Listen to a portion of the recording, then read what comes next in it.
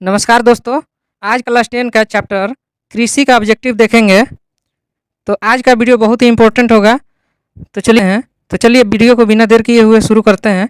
और ये हमारा चैप्टर नंबर 2 है सामाजिक विज्ञान का, जिसमें कृषि का ऑब्जेक्टिव देखेंगे। तो चलिए हमारा पहला क्वेश्चन है, निम्नलिखित में खरीफ फसल कौन सा है। तो देखिए, जो चावल है वो खरीफ फसल है, ठीक है। देखिए एक होता है रबी फसल, तो ये ठंडा के दिनों में होता है, और एक होता है खरीफ फसल, वो बरसात के दिनों में होता है। तो अपना आंसर क्या हो जाएगा? चावल इसका आंसर हो जाएगा, क्योंकि इसमें चावल के लिए पानी की ज़रूरत होती है। चलिए अगला क्वेश्चन देखते हैं। अगला हमारा क्वेश्चन है, निम्नलिखित में कौन रबी की फसल है। तो देखिए, जो ठंडा के दिन में होता है वो क्या होता है? रबी फसल होता है। तो इसमें क्या है? गेहूं जो है रबी फसल है। तो ऑप्शन इसका आंसर बी इसका आंसर हो जाएगा। चलिए अगला क्वेश्चन देखते हैं। अगला हमारा क्वेश्चन है, निम्नलिखित में किस राज्य में वन सबसे अधिक पाया जाता है। तो देखिए, जो मध्य प्रदेश है, यहाँ भारत में सबसे ज़्यादा एमपी में, मध्य प्रदेश में वन पाया जाता है। तो इसका आंसर क्या हो जाएगा? सी इसका आंसर हो जाएगा। चलिए अगला क्वेश्चन देखते हैं। अगला हमारा क्वेश्चन है, जूट के उत्पादन में कौन राज्य आगे है। तो देखिए, जूट के लिए, जूट जो फसल होता है उसके लिए पानी भरपूर मात्रा में चाहिए, और पानी सबसे ज़्यादा कहाँ है? तो बंगाल में पड़ता है, इसीलिए जूट वहाँ पे ज़्यादा होता है। तो इसका आंसर क्या हो जाएगा? पश्चिम बंगाल, डी इसका आंसर हो जाएगा। और जूट से क्या बनता है? जो आलू का बोरा बनता है या चीनी का बोरा, जो बोरी बनता है, वो जूट से बनता है। चलिए अगला क्वेश्चन देखते हैं। अगला हमारा क्वेश्चन है, गेहूं के उत्पादन में कौन राज्य आगे है। तो देखिए, गेहूं जो होता है सबसे ज़्यादा यूपी में होता है, उसके बाद पंजाब में होता है। तो इसका आंसर क्या हो जाएगा? बी इसका आंसर हो जाएगा। चलिए अगला क्वेश्चन देखते हैं। अगला हमारा क्वेश्चन है, चावल के उत्पादन में कौन राज्य प्रथम है। तो देखिए, पानी जहाँ होगा बहुत ज़्यादा, वहाँ पे क्या होगा? चावल होगा, क्योंकि चावल का बहुत ज़्यादा जरूरत, पानी का ज़रूरत रहता है। तो इसका क्या हो जाएगा? पश्चिम बंगाल में सबसे ज़्यादा चावल का उत्पादन होता है, डी इसका आंसर हो जाएगा। चलिए अगला क्वेश्चन देखते हैं। अगला क्वेश्चन है, निम्नलिखित में शीतकालीन फसल कौन सी है। देखिए, शीतकालीन यानी क्या? ठंडी में जो होती है वो शीतकालीन फसल होती है। तो देखिए, ठंडा में क्या रोपाया जाता है? तो गेहूं जो होता है वो ठंडा में रोपाता है, और जैसे जैसे थोड़ा सा गर्मी होता है तो इसको काट लिया जाता है। तो इसका सी आंसर हो जाएगा। चलिए अगला क्वेश्चन देखते हैं। अगला हमारा क्वेश्चन है, इनमें कौन सा राज्य चाय का प्रमुख उत्पादक है। तो देखिए, चाय सबसे ज़्यादा कहाँ होता है? तो चाय सबसे ज़्यादा असम में होता है, उसके बाद कहाँ होता है? बंगाल में होता है। बंगाल में, वो भी दार्जिलिंग में, सिलीगुड़ी में, ठीक है, सॉरी सिलीगुड़ी में। तो इसका सी इसका आंसर हो जाएगा। चलिए अगला क्वेश्चन देखते हैं। अगला हमारा क्वेश्चन है, कहवा का सबसे अधिक उत्पादन किस राज्य में होता है। तो देखिए, कहवा जो होता है इसी से कॉफ़ी बनता है, ठीक है, कहवा से ही कॉफ़ी बनता है। तो कॉफ़ी का उत्पादन सबसे ज़्यादा कहाँ होता है? तो ये होता है कर्नाटक में, सबसे ज़्यादा कॉफ़ी का उत्पादन होता है।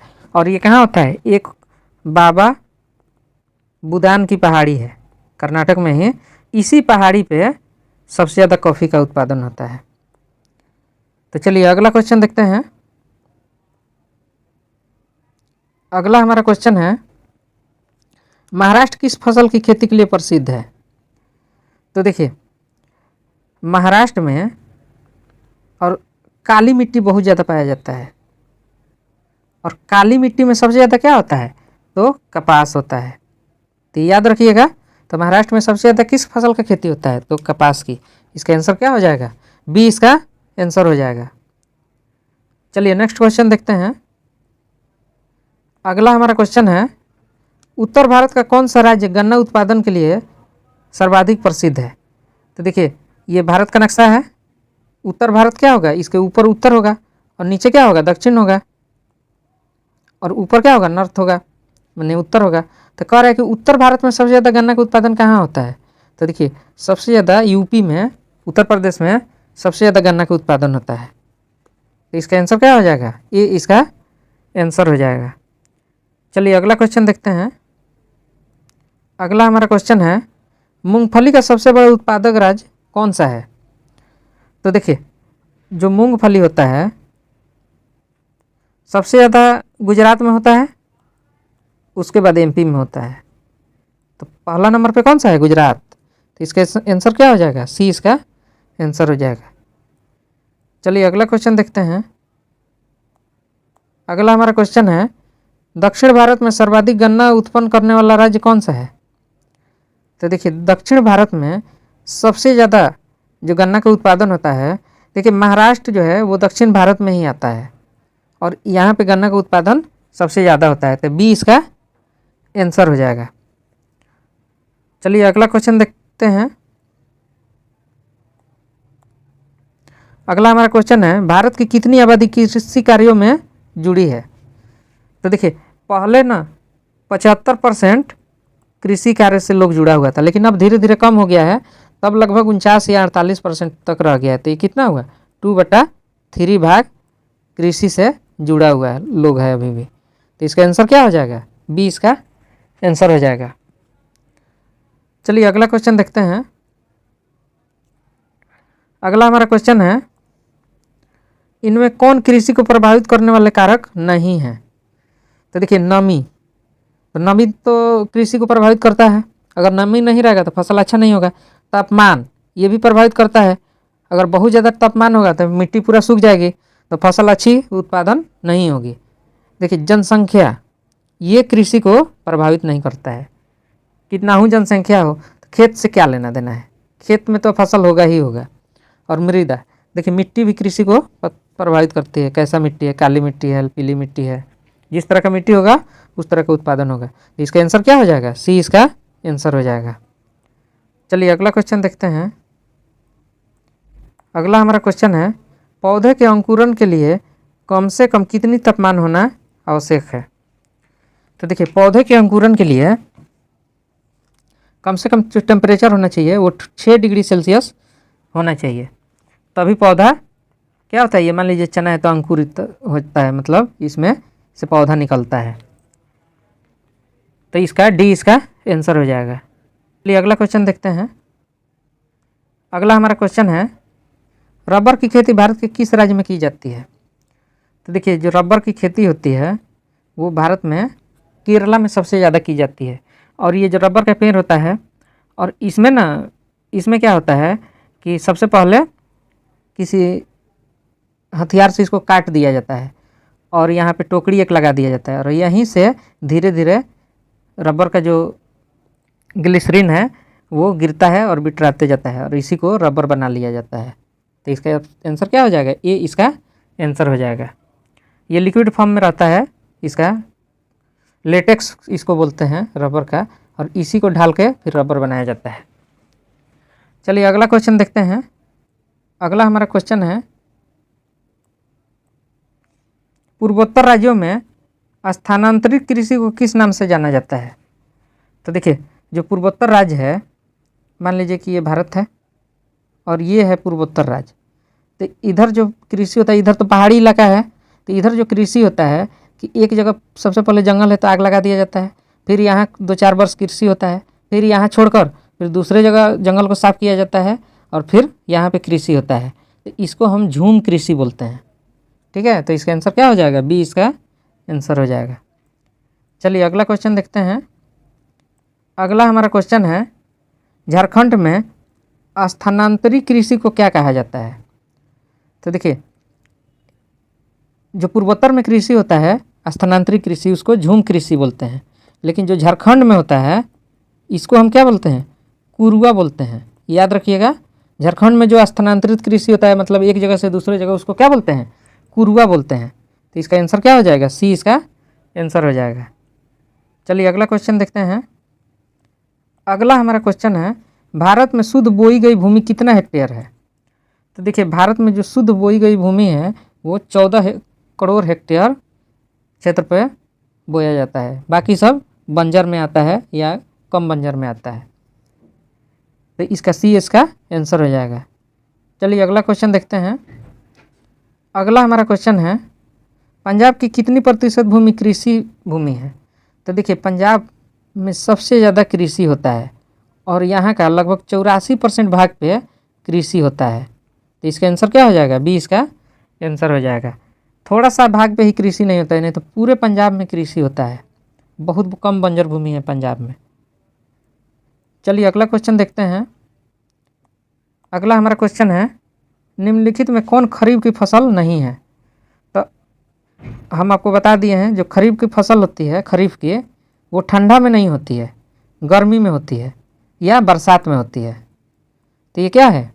धान है, मूंगफली है, कपास है। लेकिन गेहूँ क्या है? ये रबी की फसल है। याद रखिएगा गेहूँ रबी की फसल है। ठीक है, तो बी इसका आंसर हो जाएगा। चलिए अगला क्वेश्चन देखते हैं। अगला हमारा क्वेश्चन है, निम्नलिखित में कौन रबी की फसल नहीं है? तो देखिए जो मक्का होता है वो भी बरसात में होता है। तो बरसात में जो होता है वो क्या बताए हैं? खरीफ की फसल होती है। तो इसमें कुछ पूछ रहा है कौन खरीफ की फसल नहीं है, तो कौन रबी की फसल, इसमें पूछ रहा है कौन रबी की फसल नहीं है। तो गेहूं तो रबी की फसल है, चना भी रबी की फसल है, ठंडा में होता है। सरसों भी आप देखते हैं ठंडा में रोपा जाता है, रबी की फसल है। लेकिन मकई जो है बरसात में रोपा जाता है। तो ये क्या है? इसका आंसर हो जाएगा सी इसका आंसर हो जाएगा। चलिए नेक्स्ट क्वेश्चन देखते हैं। नेक्स्ट हमारा क्वेश्चन है, इनमें कौन धान की एक फसल नहीं है? तो देखिए अमन ये धान की एक हाइब्रिड बीज है, औस ये भी धान की हाइब्रिड बीज है, और बोरो ये भी धान की बीज है। लेकिन जो सुमन है वो धान की बीज नहीं है, वो गेहूं की बीज है। गेहूं की बीज है। तो इसका आंसर क्या हो जाएगा? बी इसका आंसर हो जाएगा। चलिए आज का अंतिम क्वेश्चन देखते हैं। धान की खेती के अंतर्गत सर्वाधिक भूमि किस राज्य में है? तो देखिए धान की खेती के अंतर्गत सबसे ज़्यादा भूमि केरल में है। ठीक है, लेकिन सबसे ज़्यादा पैदावार कहाँ होता है धान का? तो पश्चिम बंगाल में होता है। तो इसका आंसर क्या हो जाएगा? डी इसका आंसर हो जाएगा। तो चलिए आज का वीडियो यहीं समाप्त करते हैं। तो अगर हमारा वीडियो अच्छा लगे तो लाइक करें, सब्सक्राइब करें और शेयर करें। और आप कमेंट कर सकते हैं कि किस चीज़ पे हम वीडियो बनाएं, तो वो वीडियो हम लेकर ज़रूर आएंगे। धान की खेती के अंतर्गत सर्वाधिक भूमि किस राज्य में है? तो देखिए धान की खेती के अंतर्गत केरल में सबसे ज़्यादा भूमि है, क्योंकि केरल में तटीय इलाका है भारत में, और तटीय इलाका में बारिश बहुत ज़्यादा होती है। तो इसका आंसर क्या हो जाएगा? डी इसका आंसर हो जाएगा। चलिए अगला क्वेश्चन देखते हैं। अगला हमारा क्वेश्चन है, धान का प्रति हेक्टेयर उत्पादन सबसे अधिक किस राज्य में है? तो देखिए धान का प्रति हेक्टेयर जो उत्पादन है सबसे ज़्यादा वो पड़ता है पंजाब में। और अगर सबसे ज़्यादा धान का खेती तो कहाँ? बंगाल में। अगर सबसे ज़्यादा पूछेगा तो बंगाल में, लेकिन प्रति हेक्टेयर जब पूछ रहा है तो पंजाब में। तो इसका आंसर क्या हो जाएगा? ये इसका आंसर हो जाएगा। चलिए अगला क्वेश्चन देखते हैं। अगला हमारा क्वेश्चन है, ज्वार की सबसे अधिक खेती किस राज्य में होती है? तो देखिए जो ज्वार होता है वो मोटा अनाज में आता है, और मोटा अनाज कहाँ होता है? जहाँ बारिश कम होती है। तो ये महाराष्ट्र में और राजस्थान में सबसे ज़्यादा ज्वार का खेती होती है। तो यहाँ की आंसर क्या हो जाएगा? महाराष्ट्र इसका आंसर हो जाएगा। तो इसका आंसर डी हो जाएगा। चलिए अगला क्वेश्चन देखते हैं। अगला हमारा क्वेश्चन है, बाजरा का उत्पादन कौन सा राज्य प्रथम है? तो देखिए बाजरा भी हमारा मोटा अनाज है, ये मोटा अनाज में आता है, और इसका सबसे ज़्यादा उत्पादन कौन सा राज्य करता है? तो इसका सबसे ज़्यादा उत्पादन गुजरात करता है। और इसके बाद कौन सा राज्य करता, और उसके बाद कौन सा राज्य उत्पादन करता है? तो वो राजस्थान है। तो गुजरात याद रखना है, 1 नंबर पे है बाजरा के उत्पादन में। चलिए अगला क्वेश्चन देखते हैं। अगला हमारा क्वेश्चन है, इनमें कौन निर्वाहन कृषि की उपज नहीं है? तो देखिए, जो गन्ना है वो निर्वाहन कृषि की उपज नहीं है। निर्वाहन मतलब होता है कि जैसे कि डेली हम घर में यूज करते हैं, तो गन्ना तो हम यूज नहीं करते हैं, ठीक है। तो इसका आंसर क्या हो जाएगा? इसका आंसर हो जाएगा गन्ना, क्योंकि गन्ना जो है वो निर्वाहन में नहीं आता है, वो व्यावसायिक कृषि में आता है। व्यापार के लिए इसका कृषि खेती करते हैं। चलिए अगला क्वेश्चन देखते हैं। अगला हमारा क्वेश्चन है, स्थानांतरित कृषि के अंतर्गत निम्न में से किस फसल का उत्पादन नहीं किया जाता है? तो देखिए, मक्का है, जौ है, केला है, ये स्थानांतरित होता है। मतलब ये आज यहाँ पे लगाए, कल यहाँ पे लगाए, इसको दूसरे जगह भी लगा सकते हैं। लेकिन जो कपास होता है वो सिर्फ काली मिट्टी में ही पाया जाता है। और काली मिट्टी सबसे ज़्यादा कहाँ पाई जाती है? तो महाराष्ट्र में और गुजरात में। तो इसीलिए कपास की खेती जो है सब जगह नहीं हो पाती है। तो स्थानांतरित कृषि का आ रहा है तो कौन नहीं आता है? तो इसका आंसर ए हो जाएगा, कपास यानी स्थानांतरित कृषि में नहीं आता है। चलिए अगला क्वेश्चन देखते हैं। अगला हमारा क्वेश्चन है, तेलहन का उत्पादन में भारत का विश्व में कौन सा स्थान है?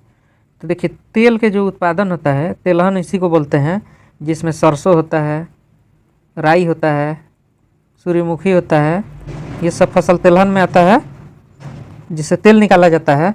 तो इसमें भारत का स्थान विश्व में पहला है। तो इसका आंसर ए हो जाएगा। चलिए अगला क्वेश्चन देखते हैं। अगला हमारा क्वेश्चन है, मूंगफली का सबसे अधिक उत्पादन किस राज्य में होता है?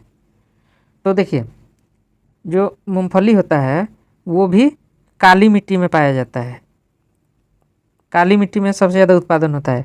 और कपास भी उत्पादन काली मिट्टी में ही होता है, और मूंगफली भी। तो ये काली मिट्टी का विस्तार कहाँ पे है? तो देखिए, काली मिट्टी का जो विस्तार है वो गुजरात में है और महाराष्ट्र में है। महाराष्ट्र के पूर्वी इलाका है और गुजरात पूरा है। तो इसका आंसर क्या हो जाएगा? इसका आंसर डी, इसका आंसर हो जाएगा गुजरात। यहाँ मूंगफली सबसे ज़्यादा उत्पादन होता है। चलिए अगला क्वेश्चन देखते हैं। अगला हमारा क्वेश्चन है, भारत का नारियल प्रदेश किसे कहा जाता है? बहुत ही आसान क्वेश्चन है और मैं उम्मीद करता हूँ कि आप लोग जानते होंगे इसका आंसर। तो इसका आंसर जो है केरल होगा, ये इसका आंसर हो जाएगा। यहाँ पे सबसे ज़्यादा नारियल पाया जाता है, इसीलिए नारियल प्रदेश केरल को बोला जाता है। चलिए अगला क्वेश्चन देखते हैं। अगला हमारा क्वेश्चन है, ग्रीष्मकालीन पर्याप्त वर्षा किस फसल की खेती के लिए उपयुक्त है? तो देखिए, कह रहा है कि ग्रीष्मकालीन मतलब गर्मी में। तो ये कह रहा है कि जो गर्मी में जो बारिश होती है वो किस फसल के लिए सबसे ज़्यादा उपयुक्त होती है? तो आप लोग जानते हैं कि धान जो होता है वो सबसे ज़्यादा उपयुक्त होता है। तो इसका आंसर क्या हो जाएगा? बी, इसका आंसर हो जाएगा धान। चलिए अगला क्वेश्चन देखते हैं। अगला हमारा क्वेश्चन है, पंजाब किस फसल का सर्वप्रमुख उत्पादक राज्य है? तो ये पूछ रहा है कि पंजाब में किस फसल का उत्पादन सबसे ज़्यादा होता है? तो देखिए, जो गेहूं का उत्पादन है वो पंजाब में बहुत ज़्यादा होता है। और जो हरित क्रांति है, जो 1960 के दशक में आया था, तो इसका प्रभाव सबसे ज़्यादा पंजाब हरियाणा में ही पड़ा।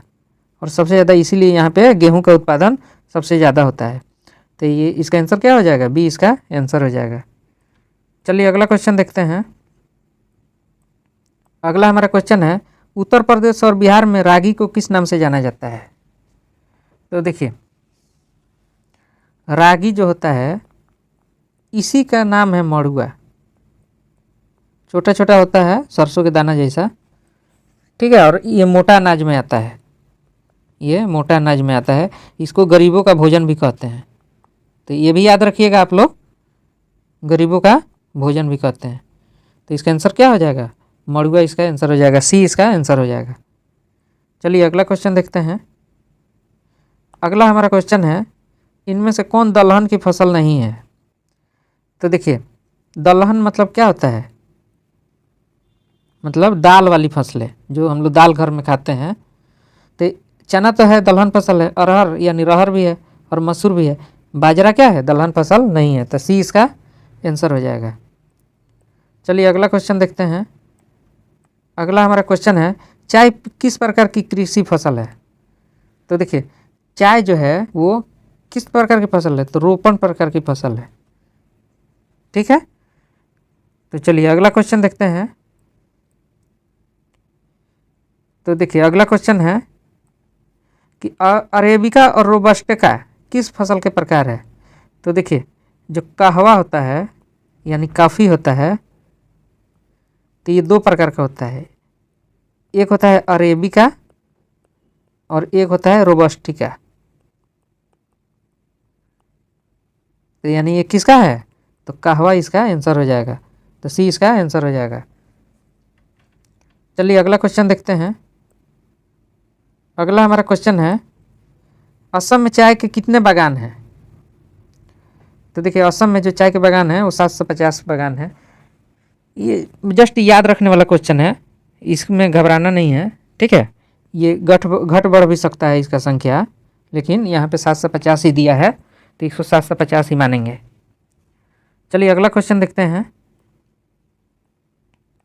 अगला हमारा क्वेश्चन है, कपास उत्पादन में एक गांठ कितना किलोग्राम की होती है। तो देखिए जो कपास होता है तो वन जो गांठ होता है, एक गांठ उसमें 170 kg कपास रहता है, और ये स्टैंडर्ड साइज है। तो इसका आंसर क्या हो जाएगा, ये इसका आंसर हो जाएगा। चलिए अगला क्वेश्चन देखते हैं। अगला हमारा क्वेश्चन है, भारत का जूट क्षेत्र किसे कहा जाता है। तो आप लोग जानते हैं कि जो पश्चिम बंगाल का एरिया है, ये पश्चिम बंगाल, यहाँ सबसे ज़्यादा जूट पाया जाता है। तो किसको बोलेंगे, जूट का क्षेत्र, तो पश्चिम बंगाल आंसर हो जाएगा। चलिए अगला क्वेश्चन देखते हैं। अगला हमारा क्वेश्चन है, कपास की खेती के लिए कितना दिन पाला रहित होना चाहिए, यानी कितना दिन ठंडा नहीं पड़ना चाहिए। तो देखिए जो कपास की जो खेती होती है उसके लिए कम से कम 210 दिन ठंडा नहीं पड़ना चाहिए, गर्मी पड़ना चाहिए। ये गर्मी वाला फसल है। ठीक है, ये गर्म प्रदेश में होता भी है। तो इसका आंसर क्या हो जाएगा, ये इसका आंसर हो जाएगा। चलिए अगला क्वेश्चन देखते हैं। अगला हमारा क्वेश्चन है, आंध्र प्रदेश किस फसल के उत्पादन में अग्रणी है। तो देखिए जो आंध्र प्रदेश में होता है वो तंबाकू सबसे ज़्यादा होता है। एक तंबाकू होता है और एक मछली का पालन भी आंध्र प्रदेश में बहुत ज़्यादा होता है। तो इसका आंसर क्या हो जाएगा, तंबाकू, यानी बी इसका आंसर हो जाएगा। चलिए अगला क्वेश्चन देखते हैं। अगला हमारा क्वेश्चन है, बिहार का कौन सा क्षेत्र तंबाकू उत्पादन के लिए प्रसिद्ध है। तो देखिए जो समस्तीपुर है बिहार में, जो मान लीजिए कि ये बिहार का नक्शा है, तो गंगा के उत्तर की तरफ से यहाँ पे समस्तीपुर है, तो यहाँ पे सबसे ज़्यादा तंबाकू पाया जाता है, तंबाकू का सबसे ज़्यादा उत्पादन होता है। तो इसका आंसर क्या हो जाएगा, सी इसका आंसर हो जाएगा। चलिए अगला क्वेश्चन देखते हैं। अगला हमारा क्वेश्चन है, इनमें कौन सिल्क की किस्म नहीं है। तो देखिए सिल्क जो होता है उसका प्रकार होता है, तो एक क्या है, मलबरी, वो भी सिल्क है। दूसरा क्या है, केसर। दूसरा क्या है, मूंगा, ये भी सिल्क है। और तीसरा है ईरी। और चौथा एक आप लोग याद रखिएगा, टसर, ये भी एक सिल्क का प्रकार है। तो केसर जो है वो क्या है, वो सिल्क का प्रकार नहीं है। जो केसर है वो चाय में डालते हैं या दूध में डालते हैं, मिठाई में डालते हैं लाल होने के लिए, और ये कश्मीर में केसर सबसे ज़्यादा पाया जाता है। तो इसका आंसर सी हो जाएगा। चलिए अगला क्वेश्चन देखते हैं। अगला हमारा क्वेश्चन है, दक्षिण भारत का सर्वाधिक गन्ना उत्पादक राज्य कौन सा है? तो देखिए दक्षिण भारत में महाराष्ट्र भी दक्षिण भारत में ही पड़ता है और यहाँ सबसे ज़्यादा दक्षिण में सबसे ज़्यादा गन्ना उत्पादन होता है। तो इसके आंसर ये इसका आंसर हो जाएगा। चलिए अगला क्वेश्चन देखते हैं। अगला हमारा क्वेश्चन है, गन्ना अनुसंधान शिला किस शहर में है? यानी गन्ना पे रिसर्च कहाँ पे होता है? तो देखिए जो कोयम्बटूर है वो आंध्र प्रदेश में है, तो यहाँ पे गन्ना अनुसंधान केंद्र है। एपी लिख देते हैं, आंध्र प्रदेश, तो आप लोग समझ जाइएगा। चलिए अगला क्वेश्चन देखते हैं।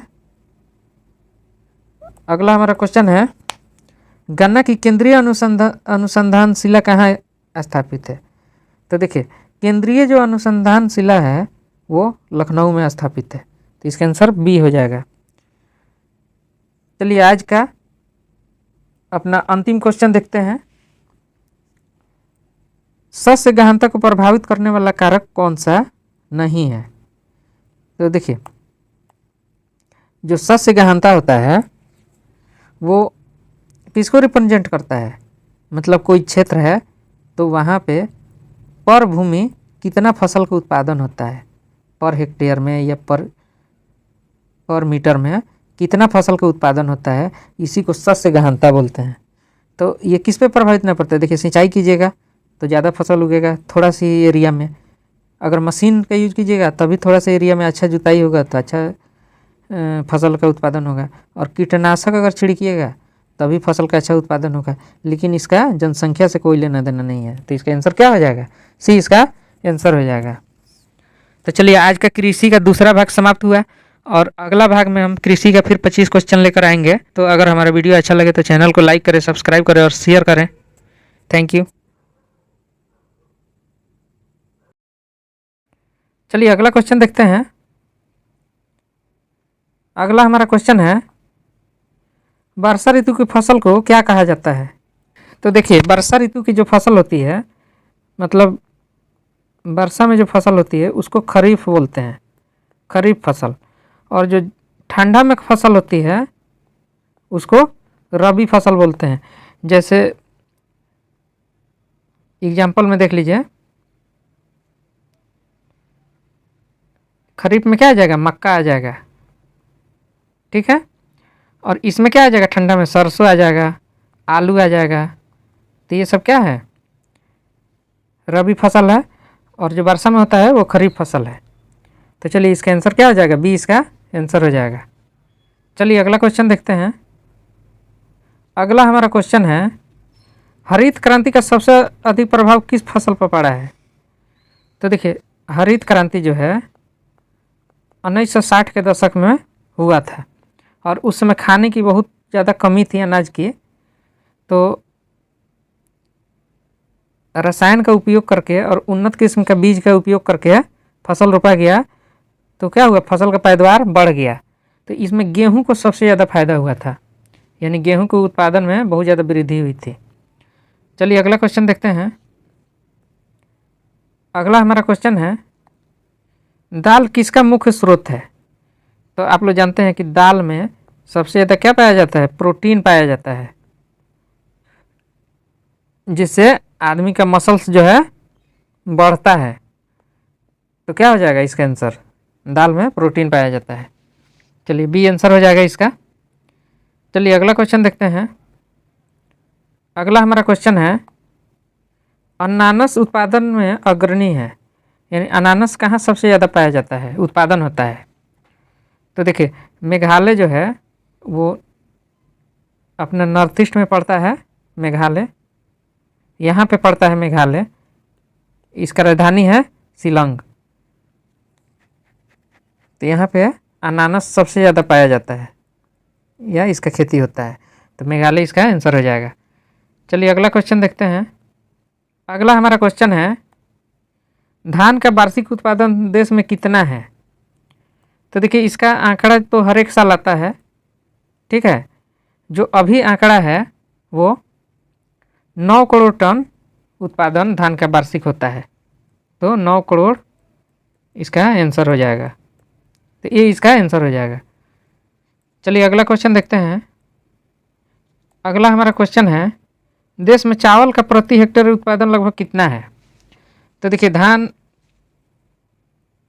देखिए चावल का जो उत्पादन है प्रति हेक्टेयर वो कितना है? 990 केजी प्रति हेक्टेयर उत्पादन है। तो इसका क्या हो जाएगा आंसर? बी इसका आंसर हो जाएगा। चलिए अगला क्वेश्चन देखते हैं। अगला हमारा क्वेश्चन है, धान की खेती के लिए वर्षा की मात्रा कितनी होनी चाहिए? तो आप जानते हैं कि वर्षा की मात्रा धान के लिए बहुत ज़्यादा होनी चाहिए। तो ये 100 से 200 सेंटीमीटर तक होना चाहिए। ठीक है, तो इसका आंसर क्या हो जाएगा? डी इसका आंसर हो जाएगा। चलिए अगला क्वेश्चन देखते हैं। अगला हमारा क्वेश्चन है, गेहूं का वार्षिक उत्पादन देश में कितना है? तो देखिए गेहूं का जो वार्षिक उत्पादन है देश में वो कितना है? 7 करोड़ टन है। तो इसका आंसर क्या हो जाएगा? बी इसका आंसर हो जाएगा। ये डायरेक्टली याद करने वाला क्वेश्चन है, इसमें कुछ नहीं है, लॉजिक नहीं लगाना है। चलो अगला क्वेश्चन देखते हैं। अगला हमारा क्वेश्चन है, देश में कपास का वार्षिक उत्पादन कितना गांठ होती है? तो देखिए देश में जो है कपास का जो वार्षिक उत्पादन है 1,85,000 गांठ होती है। और एक गांठ में कितना केजी रहता है? 172 केजी तक रहता है, तो एक गांठ होता है। चलिए अगला क्वेश्चन देखते हैं। अगला हमारा क्वेश्चन है, देश में गेहूं का प्रति हेक्टेयर उत्पादन कितना है? तो देखिए देश में जो गेहूं का है प्रति हेक्टेयर उत्पादन वो 2800 केजी है पर हेक्टेयर में। तो याद रखना है। तो इसका आंसर क्या हो जाएगा? बी इसका आंसर हो जाएगा। चलिए अगला क्वेश्चन देखते हैं। अगला हमारा क्वेश्चन है, गेहूं का प्रति हेक्टेयर उत्पादन देश में कितना है? तो शायद रिपीट किया है ये क्वेश्चन, तो वही 2750 या 2800 के लगभग प्रति हेक्टेयर गेहूं का उत्पादन है। तो सी इसका आंसर हो जाएगा। चलिए अगला हमारा क्वेश्चन है, कॉफ़ी के पौधे की ऊंचाई कितनी होती है? तो देखिए जो कॉफ़ी होता है वो दो टाइप का होता है। एक होता है अरेबिका जो इंडिया में सबसे ज़्यादा होता है, और एक होता है रोबेस्टिका जो ब्राज़ील ये सब देश में होता है। तो इसकी जो इस पेड़ की जो ऊंचाई होती है, इस पेड़ की जो ऊंचाई होती है वो 3 से 6 मीटर तक हो सकती है। तो इसका आंसर क्या हो जाएगा? बी इसका आंसर हो जाएगा। चलिए अगला क्वेश्चन देखते हैं। अगला हमारा क्वेश्चन है, पकते समय गेहूं की फसल के लिए आदर्श तापमान कितना है? तो देखिए गेहूं जो रोपा जाता है वो ठंडा में रोपा जाता है, और जब गर्मी पड़ना शुरू होती है तो गेहूं को काट लिया जाता है। ठीक है, तो कह रहा है कि जब फसल काटा जाता है या पक जाता है तभी ना काटा जाएगा। तो जब फसल को कट करने के समय कितना टेम्परेचर होना चाहिए? तो देखिए इतना टेम्परेचर होना चाहिए कि गेहूं की जो पत्ती हो या इसका बीज हो वो सूख जाए और सूख कर कुरकुरा हो जाए। तो इसका आंसर क्या हो जाएगा? 21 से 26 डिग्री तक टेम्परेचर होना चाहिए। चलिए अगला क्वेश्चन देखते हैं। अगला हमारा क्वेश्चन है, 75 सेंटीमीटर से कम वर्षा वाले क्षेत्रों में की जाने वाली कृषि को क्या कहा जाता है?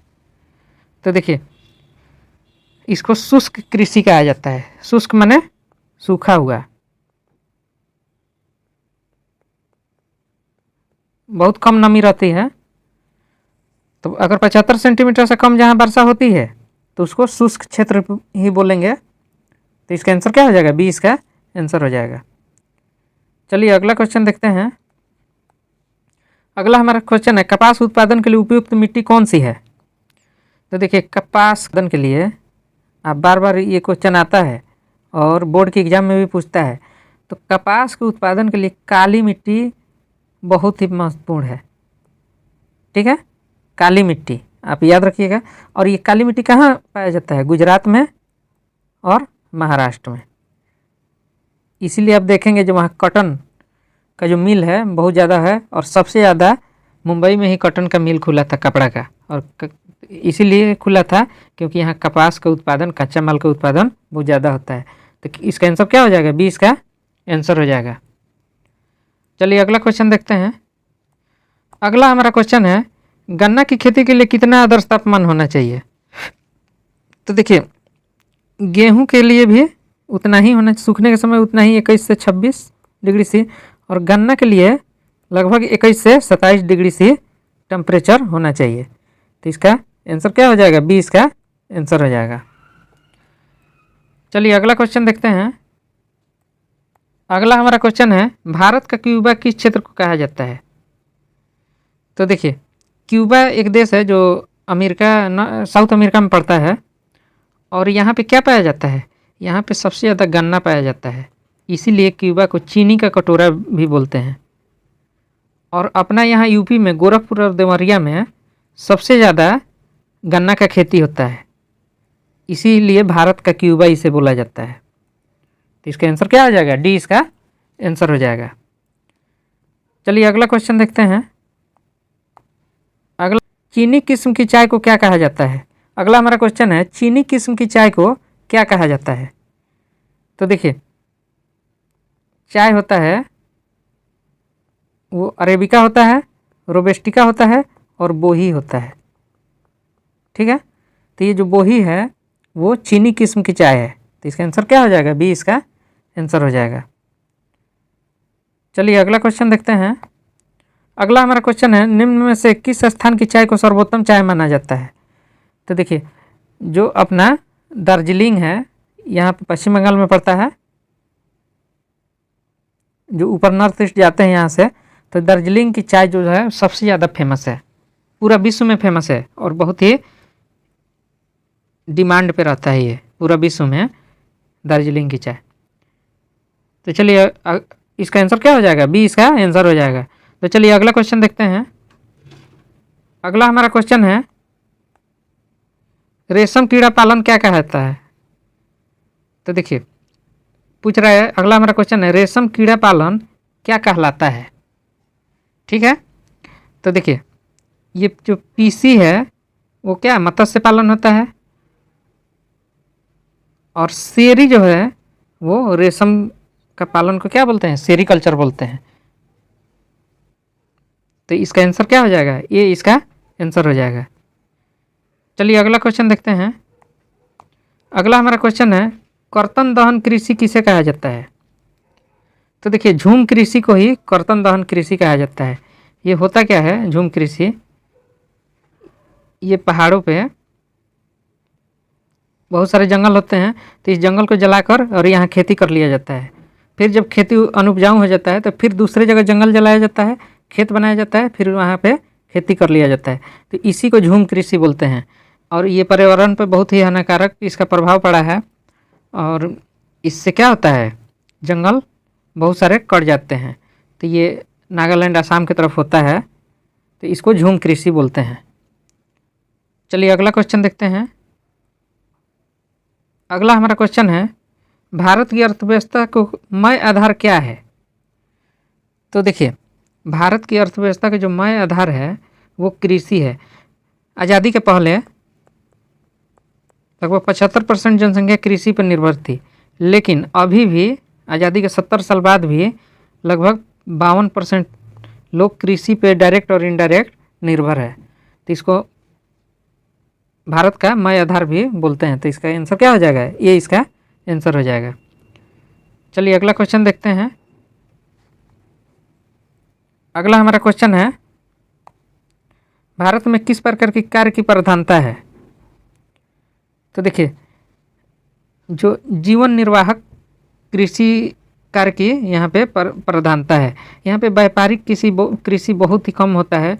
लोग अपना जीवन यापन के लिए ही कृषि करते हैं, क्योंकि जनसंख्या बहुत ज़्यादा है और खेत बहुत कम है, तो इसीलिए जीवन निर्वाहक कृषि इसका आंसर हो जाएगा। तो करें और शेयर करें।